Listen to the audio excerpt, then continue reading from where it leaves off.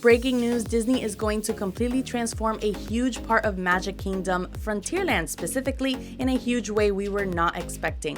Turns out they're getting rid of the Rivers of America, where the Riverboat and Tom Sawyer's Island are, to make way for a Cars-themed land. I'm Nelly and you're watching Park News Magic. I'm honestly upset because the Rivers of America connects Frontierland and Liberty Square so well in its theming, and I love riding the Liberty Bell. I was so happy this weekend with all the park announcements that they did make at D23, and I was just about to make my video on everything they announced for Walt Disney World, and then this news came out just now about the Rivers of America going away, and it completely ruined my mood, and I just had to talk to you guys about it first before we get to the rest of the announcements. So if you didn't hear, this past weekend at D23, which is Disney's biggest fan convention, they announced Magic Kingdom is getting 2 new lands. They confirmed a Villains Land that they're building behind Big Thunder Mountain. That was first teased last year, but it is confirmed now.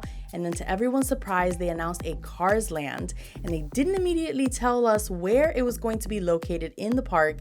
I honestly thought it would still be part of that expansion behind Big Thunder Mountain, but nope, the entire area between Country Bear Jamboree and the Haunted Mansion is going to become Cars Land, and here's everything they've said about it so far.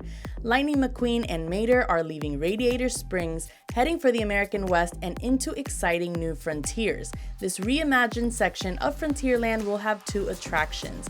In one of the attractions, it looks like we'll be getting into an all-terrain vehicle. Disney says it will be a thrilling rally race through the mountains. Take on wild terrain as you race across the landscape, climbing mountain trails, dodging geysers, and Mater's favorite, splashing through mud holes.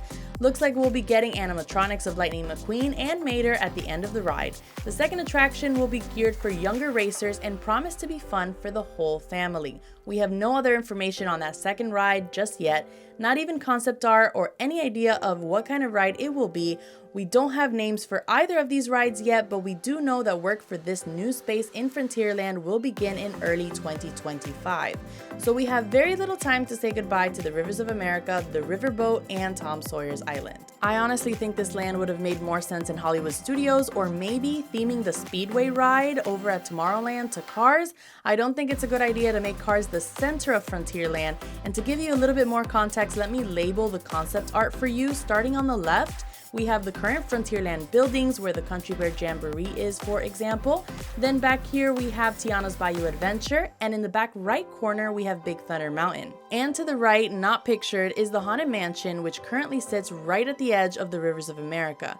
It looks like they may make a wide walkway to go between the Cars area and the Haunted Mansion, but I'm still not convinced this is a great idea.